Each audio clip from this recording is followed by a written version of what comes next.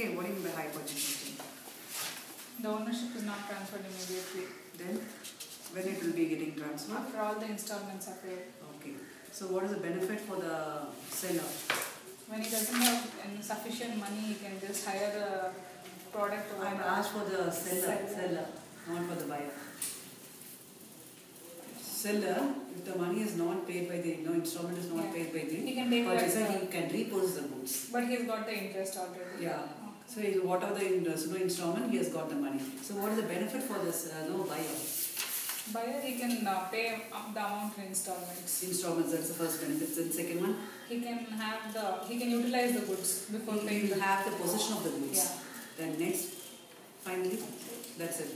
If he doesn't want to continue with the product, he can make default in making the payment, so that what are the money paid by him is taken as the higher charges. And he can reduce his interest by paying the installment in prior. Before, in prior. Yeah. So that is he'll give the concept called as rebate. Is it not? Yeah. So rebate problems also you have done. Is it not? Now, what are the cases of calculation of interest we did yesterday? I taught you the 3 cases, is it not? Yeah. So what are those 3 cases?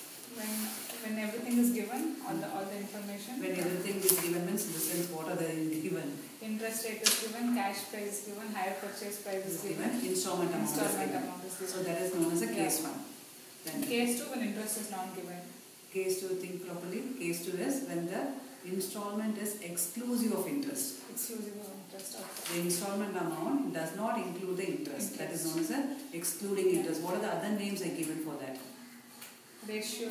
No. For the second case too, I told when the installment is exclusive of interest, I gave you some wordings. So look back and see what are the heading I given. Just see.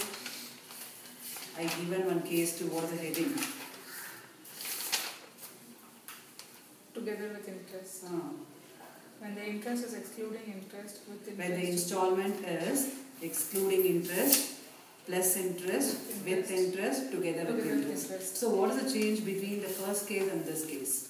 There interest is not excluded, here interest is excluded. So while doing the problem, what is the change? A slight difference in this method. You have to add the interest to the installment amount. Very good. And what is case number 3 we did yesterday?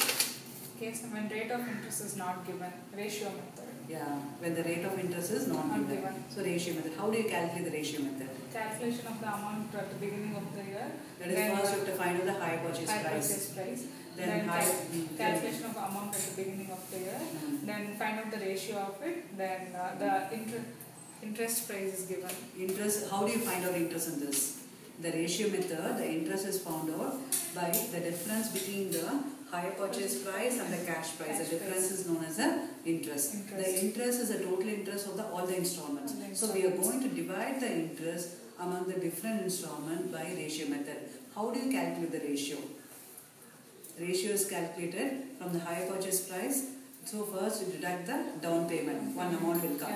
That is the first year's outstanding amount. Then from that minus the first year installment, we get the second year amount. Like that every year installment will be subtracted. So you get the amount, take for example 15:9, 12:9:6:3. Like that you get the ratio. So reduce it. So 5:3:2:1. So if it is supposedly if you get an interest of 2,500 or 3,000, in that ratio the interest will be divided. Okay, so the interest is going to be given all together. We got the interest of 3,000 rupees. In that ratio, we are finding out the interest for each and every installment. So till now we have seen three methods. First method is including the interest. The installment is including interest. Second is excluding interest. Third method is when the rate of interest is not given. Then we have the fourth method. Fourth method we call it as the back calculation method or reverse calculation method. When the cash price of the asset is not given. So what is the fourth method? When the cash price is not given, it is back calculation or reverse calculation method. So that method we are going to see now. So shall I continue, sir? Take out the example number. Yeah, this is the question. Look at the question. Read the question. Write down the case for back calculation or reverse calculation when the cash price is not given. You read the theory part and come to you. When the cash price is not given. Price is not given. Then look at the question. Prakash purchased a machine on hire purchase system. It pays 10,000 as initial payment and 8,000, 7,000, 6,000 at the end of second year, fourth year, sixth year respectively. Interest is charged at 10% per annum at 2 yearly rest on the unpaid balances. So they given, normally what they'll give in the question, they'll give the cash price. In this particular question, the cash price is missing. So as soon as you read the question, the cash price is missing, you have to go for the reverse calculation. Are you clear? So how to start the sum is, so they given with the normally what we'll start with the cash price minus a down payment, then what are the amount you get, minus the first installment, second installment. Here why it is named as back calculation or reverse calculation? They are going to start from the back, that is fourth year, third year, second year, first year. Like that, no reverse it comes. So that's why we call it as a back calculation. So first you start with the fourth installment. Fourth installment amount is how much? 6,000 rupees. So write that 6,000. What's the rate of interest they given? 10% per annum at 2 yearly rest. So 20%. Per annum it is 20%. Means 2 yearly, it's going to be 2 years, it's going to be 20%. As we are doing from, I'll tell you. Now normally we do the start the sum from the cash price. We arrive at the last installment. We find out the interest of the last installment. As we are coming from the reverse calculation, we have to do 20 by 120 because in that interest, the installment amount itself, the interest has been included. It's already included. Already included. That's why we are giving the reverse calculation 20 by 120. So we add interest to the 100. No, normally the normal calculation we do the add the interest minus the installment. Yeah. The reverse calculation you have to do everything vice versa. Okay. So you have to subtract the interest. Whatever the amount you got, 6,000, it's 20 by 120, you get the 1,000 rupees you get. Subtract it. And add the third installment. So we started from third installment amount is how much? 7,000. Add it. You get 12,000. Again, on that interest you calculate. 12,000 into 20 by 120. You get it 2,000 rupees. So that money you subtract. Again, what are the amount you get? Add the second installment. Then what the outstanding balance? Again, you calculate the interest.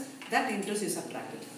So you get the amount balance. Again you do the first installment. So last finally what you have to do, what is the answer you got with that add the down payment, you get the cash price. Initial payment is known as down payment. So you get the cash price. Normally what we'll do, we'll start from 1 till 4. Yeah. So now we are doing it from 4 till 1. That's why it's known as reverse calculation. So reverse calculation, the name is given, it's as a hint.